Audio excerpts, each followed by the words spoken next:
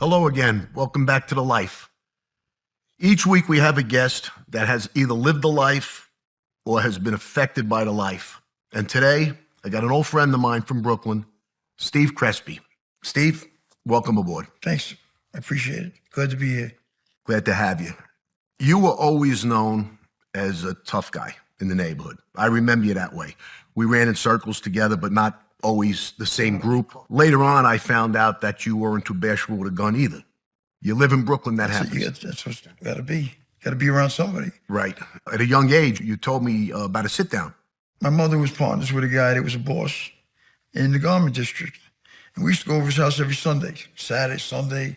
And he took a liking to me, and all of a sudden I had a grandfather, Right. type of guy. Yeah. And he was worried that they were stealing. So he called us to sit down in a bar, and I was 7 years old. And he talked to everybody else, and then he said to me, son, he says, you see any clothes going in the front door and out the back door? Like, anytime? And I thought about it, and I said, no, sir. And he said, okay, everybody can go but him. And he spoke to me for about 10 more minutes afterwards. And that's how everything started. Then I started hanging out at the Golden Gate Inn on the weekends. My mother was friends with all those wise guys. Right. And they would get rooms for the whole weekend. And I was there with all of them. Yeah, the Golden Gate Inn was a known mob hangout. And going back to the garment industry, Cosa Nostra ran that for many, many years. Exactly. And so that guy that called you in was, I don't know who it is, but he was a boss. He was a big boss. Yeah. They saw something in you even at that young age, that thing they look for to recruit a guy. Whether it's, loyalty or... Well, they started young. Yep. The truthfulness, you told them. You don't lie to them. Right. And then you fast forward a little bit to the Golden Gate. Is that where maybe you started dabbling with the drugs? Not yet. Not yet. But I was getting close to it. Yeah. Okay. Because, you start wanting to make money. My father had 2 shops down at Coney Island. He wanted to pay me $2 an hour, So now it was time to venture out. Right. And the Quaaludes started coming up. I remember Quaaludes was late 70s. Yeah, we used to sell them in the park. We had it was called Bedford Park. Right. We had 9 different drugs going out of there. And at that point, you weren't answering to a capo. Not at that point, right? It is supposed to be taboo. Right. Drugs are supposed to be taboo, although we both know it goes on. It goes on. And I used to make a joke that you could bring them the envelope, they throw it in the drawer. And don't even ask what it's for. Right. So we had a mutual friend named Mikey, we'll leave it at that, that you wound up being under. Right, answering to. And he sort of allowed it and encouraged it, or... He not only allowed it, but he wanted us to figure out how to make more money. Right. So they could get their envelopes. Exactly. Another friend, Louie, too, so... But right. And that's how it started. Right. I did keep it a secret for about 2-3 years. Right. Well, you're supposed to. So then you take a pinch for the coke. Yeah. And tell us about that a little bit. I walked into something that wasn't mine. I happened to call a guy up and say, listen, I got something nice for you to see. And he said, come on down. That day, the FBI and the DEA were planning to pinch him and his connection. I just happened to walk into the wrong place at the wrong time. Wow. But it did help me later in life. But when I walked in, I knocked on the door. All of a sudden, I heard screaming, who the fuck is this guy? Get him down on the ground now. Because I was a big guy. Yeah, you were. So there was only 25 of them. And then they started asking me questions. Do you know this guy, where this guy is, where this guy's buried? I said, listen, just pinch me and let me go home. But they tried. Right. They even brought they tried right off the bat. Yep. They put Greg's name up. Did they? Yeah. My boss. Yeah. Amazing. Well, later on, he got big into the drug business. Not that early on, but... So now you did a few years. About 1.5 years, 2 years altogether. And when you came out, obviously you got parole, so you're stuck there. But tell us about that, because I know eventually you made a move. Well, I didn't want to go back there and be heat onto anybody else. That's noble. That's number 1. Right. Number 2 is I knew that what my job would be once I was out. And I couldn't stop dealing the drugs because it was big money. So I paroled to Vegas for the simple reason that I knew nobody here but a handful of people. Family. Right. So I figured I'd be safe here and I wouldn't deal with anybody. And that's what happened. I wouldn't. From my experience, that's one of the last places they want to parole anybody from New York. Oh, It's Vegas. parole board had a big laugh with it. Yeah, especially a guy like you. So you know, they're sending you to Sin City, gambling, prostitution, All of it. booze, drugs, you name it, right? And here you are. So really, in a way, you went from the frying pan to the fire. Not knowing it, that, Right, of course. right. So you got some jobs. You tried to be legit. Bouncer jobs, Any job that I get my hands on, security. Yeah, because I wanted to make money. right. I did some landscaping for a while too. Anything. Ah, You know, when so you come out of you jail, were working, right? come out of jail, you're a little humble. You're humble and you don't have as many doors opening to you. No. Right, because when you over fill here, out the- you did, but Oh, did you? because when you come out here years ago, the felons were welcome. Now they're not. Okay. When the mob ran the town. Right. Till Okay. 2000. That makes sense. Gotcha. So All we right. had, at the Crazy Horse too, we had 35 guys working that were felons. Right. And so the Crazy Horse, that's really what we're leading to, because it's pretty much known worldwide. It's a cabaret that had an incredible reputation for its women, the people that went in there. The money, actors, Stars. Like you had told me that the casino, the people from casino, the whole crew was in there that's unbelievable. every day. Yeah. So, but how did you get that job? Why did you wind up? I was in jail and I was calling my father. He was out here already. And he had a friend that knew Rick very well, Rick is the owner of the Crazy Horse. the owner. too. Okay. Rick is the owner of the Crazy Horse. Okay. So they had hooked up a job for me already. So when I got out here, it's just a matter of waiting, because they don't fire somebody to give anybody a job. Okay. They wait for an opening. And an opening came and I got the phone call. And then I went down and that's when I seen another friend of mine. Right. So it's like the old days. It's who you know, not what you know. Got Went right back into another crew. It's another crew. Yeah. And there was a couple of wise guys, one from Chicago, one from New York, Yep. that were running the place. Sure. And Rick wasn't one of those two, was he?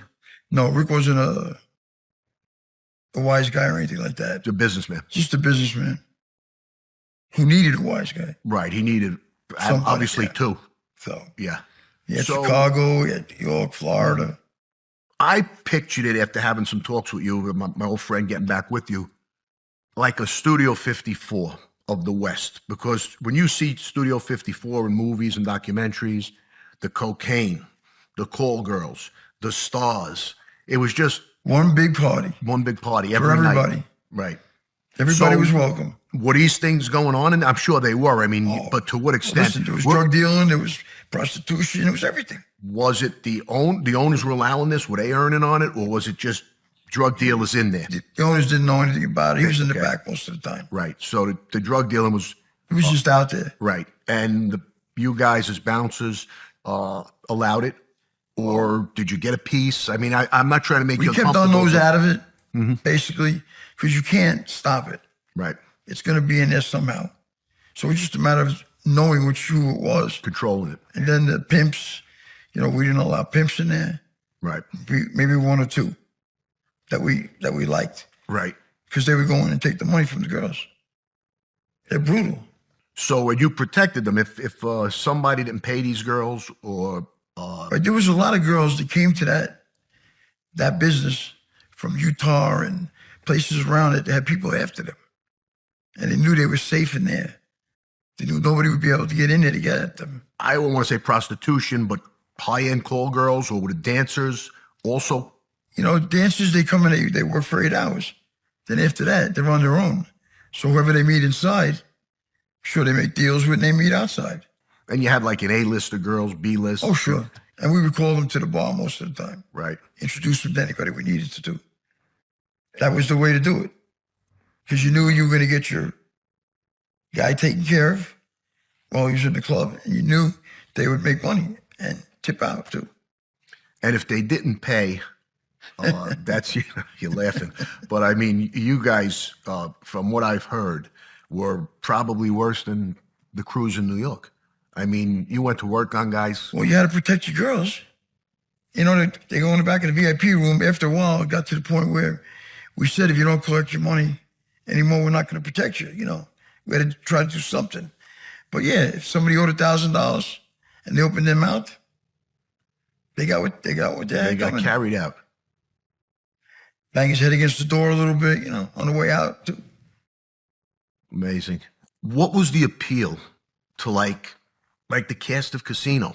Why would they go there with all the places in Vegas? Wherever it is, girls, high-end girls and girls that dance good and have good times, guys come, and they'll never stop coming. It was a good party there. Right. Plus, they were protected. Nobody could bother them. And you had a cop. The reason I know this guy is I actually portrayed him in a TV show called The Perfect Murder. His name was Joey Blasco. Sure. He worked on the day shift. He worked the day shift. And he was a pretty bad guy. They say he was. Yeah. Well, he's gone now. He's dead. Yeah, he passed away. Yeah. He passed away day after retirement. The day after retirement. Imagine that. Yeah, I'm wondering if there was a reason for that. Because there were a few odd deaths later on. Weren't they guys that just got out of jail that knew too much? Oh, the guy Buffalo wound up with a bad heroin shot in his arm from hookers. Tell us who Buffalo was. Buffalo was the guy next door to us that would be, I could say, a pain in the ass. We were trying to move that way and make an expansion. And he was offered, I think, about $250,000 cash and a new place in the back. He was a cooperating witness for the FBI. Already. Already. An informant. He was there for a long time. And he would sit outside, take pictures. If something happened, he would take the pictures, call the FBI or whatever, and report us. So they were documenting the beatings and the prostitution. Right. And so when that guy was going on. fell outside, him, Steve Miller, Dave Campbell were at bedside for that guy that got crippled. And all of a sudden, now there was a lawsuit. Right. Well, that's at the end. That came later on. That was the downfall. I figured to bring it up. Because Yeah. All right. So, yeah. Talk about that. That was like, I remember you tell him that was maybe one of the most vicious beatings. The guy. I'm not going to say that. I'm going to say he fell first and hit his head on the back because there was a step outside that was just big. Right. And that's where it started. And he was really drunk past. Okay. There's a word they use for it. Yeah. But he was way past that. But, you know, I wasn't there, so I don't know. Right. But he did turn into a paraplegic after Yeah, that. yes, he did. And Rick owed him, they made a settlement, and he never got any money. Right. Somebody went bankrupt or something, if I remember that story right. Well, I don't know about bankrupt. Or claimed to go bankrupt. He got divorced or something. Yeah. And then he came out, he owed the guy money. He owed a couple people money, and nobody ever got paid. Nobody got paid. But they closed you guys down after that. Oh, they were not going to they tried to let somebody else run it. And they figured Rick's hands were in it, and they wanted him out completely. So they just shut the whole place down. Right. And whatever happened to Buffalo, the guy next door, the agent? Buffalo was in a hotel, and he was found dead with a bad shot of heroin in his arm. And the hookers were gone. That's one of them that's not a coincidence. I mean, I'm just saying I don't have any knowledge of that. Not saying he deserved what he got, but he got what he got. Right. You know, who did it? It's beyond me. I don't know. But, you know, bad things always have a way of finding a bad guy. That's the truth. So, but while you were in there had to be some good times too. I mean, obviously you had to have fringe benefits. You probably got to date a lot of these girls. Yeah. I mean, you know. Listen, I went to the Shark Club one night with 2 girls. And we were in there drinking, and all of a sudden I see them talking to 3 other girls. I said, where are we going? She goes, don't worry about it. We're going to go back to your house. And I'm driving, and I see 3 girls behind me. I said to them, are you kidding me now? Remember, I was new at this. Yeah. They said, don't worry about it. Well, I had 5 girls in my house for 2 days. My God. Well, that's funny because I remember a story about you that you made the newspaper because you were dating somebody's niece. And what happened with that? No, I was in Stringfellow's discotheque. Okay. And we used to hang out in the champagne room every Thursday, Friday, Saturday. And every time I went to the bathroom, this blonde girl was there, and she was beautiful. She had a bouncer. I told him to go fuck himself, basically. Right. So now, by the 3rd time I meet her down there, I said to her, is your husband Italian? Because her husband was with her. Oh. So I said, is your husband Italian? She said, no. I said, you want to get out of here? She said, yeah. So just like in the movie Goodfellas, I went through the kitchen into the limo, and disappeared for 3 days. Then I get the beep on the thing, 911, 911. They said, don't stop anywhere. Just come to the club. Right. And they threw all the newspapers right at me when I got there. It says, mob muscle band only known as Steve kidnaps girl from plush discotheque. And wasn't she related to some boss or something, or no? No. Oh, She okay. was just married to an Indian. Right. Oh my God. So it just came out in the paper that you were a kidnapper. And we were calling for ransom. Oh God. So now she goes back home. Next day in the paper, girl out partying with gangster for 3 days. She stood up. Yeah. Oh, that's good. So you didn't get the kidnapping pinch. And I wound up getting 2 cases of Cristal for the publicity. And he had to make a public apology to Peter. So it all wound up pretty good. It worked out good. So you tend to have those problems with women. That 5 girls at the house wasn't a problem. That must have been a lot of fun. No, it was a lot of fun. Yeah, I bet it was. So, again, going back there, so you remember, I guess that was a good time. I don't know if you partied with the drugs. I'm not asking you that, but probably drinking and things like that. Listen, I was an animal. I was out all the time. I had the fringe benefits of being... Right. Being a top guy. You were one of the top guys leading the place. Yep. It's amazing. Do you regret it? I don't regret anything. Anything I did, I don't regret. I'd do the same again. You do it the same. I say no changes. No changes. You don't think you could have made some changes that maybe might have saved the place? Nothing could have saved the place. It had nothing to do with us. Right. And there was some politicians involved, if I remember right, that were affording you protection to do what you were doing. Not you specifically, but the place, the club. And where were they at the end of the day? They flipped on us. Typical. They flipped. Right. So they're the ones that... When the feds were done with us, they stood up and said, nobody spoke to us about anything. That's a privileged license. And they took the joint away. Took his license away just like that. The people that he put there. That's amazing. 16 guys, 16 families, down to the ground for no reason. And they came in after us too. Right. They came in 150 strong, right after that Twin Towers, because they had that new law. Patriot law. Yeah, it's like the RICO law in the 80s. They stood there with M16 to every guy's head with a red dot on their forehead. I said, what are we going to do? Shoot you with our can openers? Well, you're dangerous guys. And they were there for 4 or 5 hours. And the people that were protecting you were the ones that said you were dangerous guys now. They flipped. That's amazing. All the politicians went against us.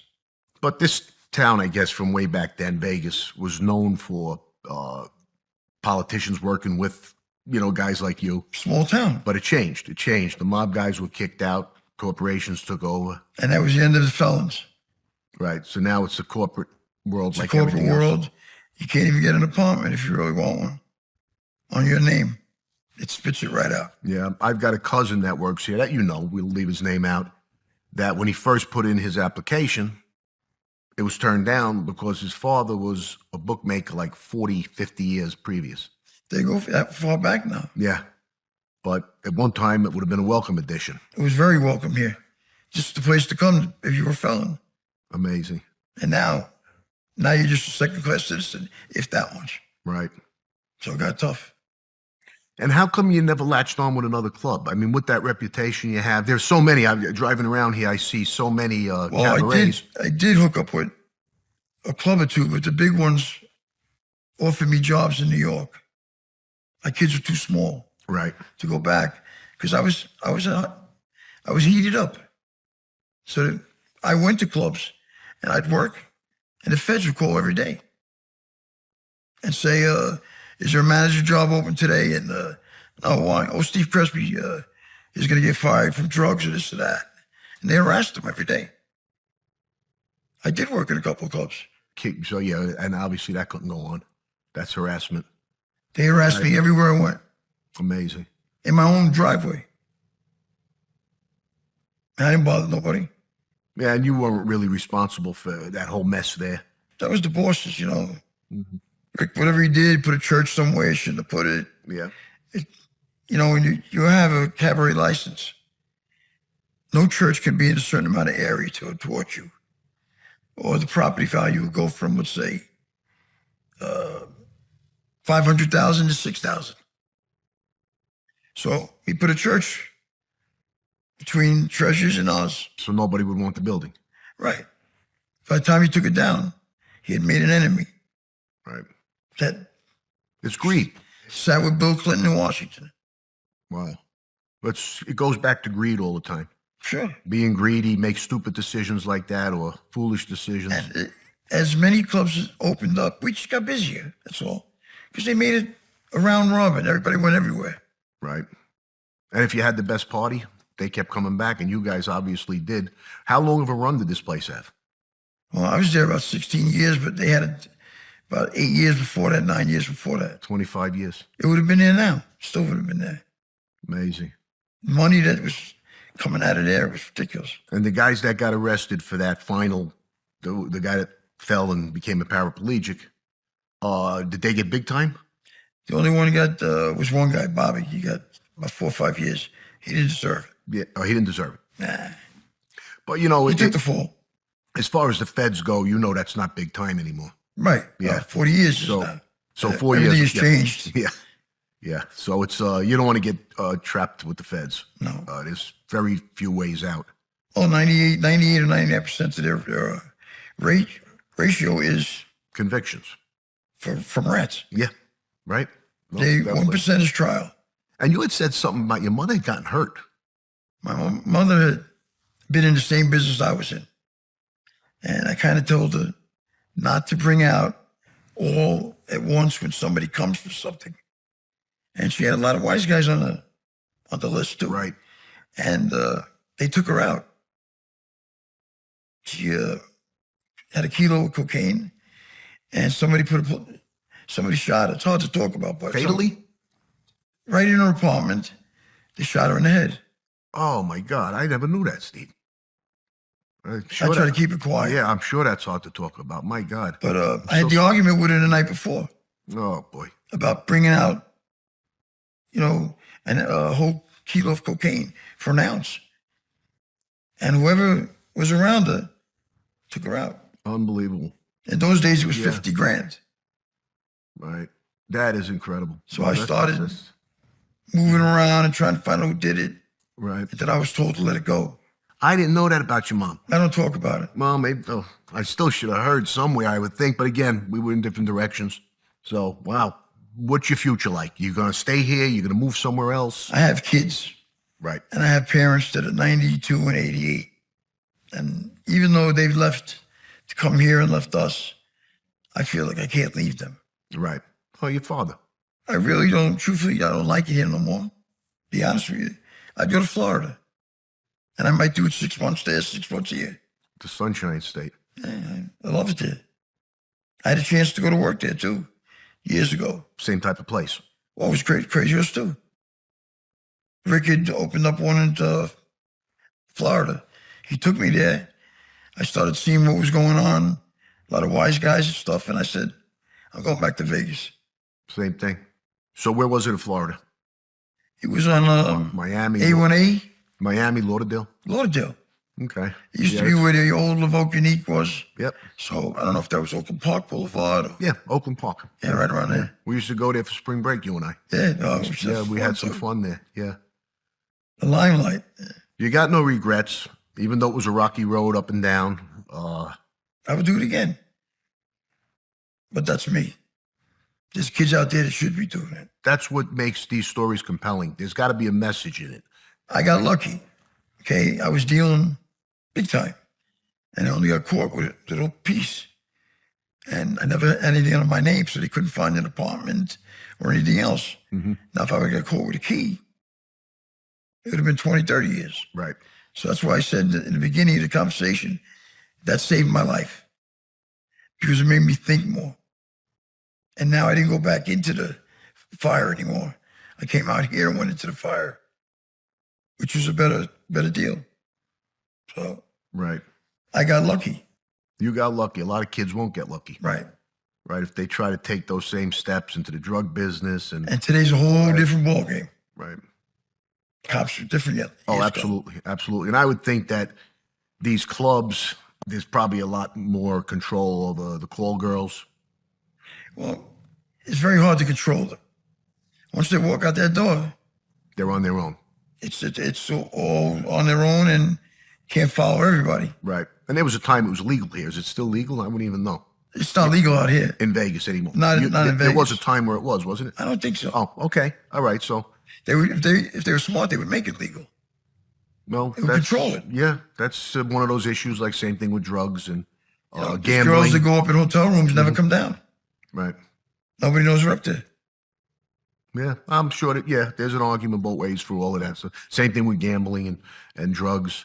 I know that Crazy Horse was named well. There's so much that went on that nobody knows about that could be said.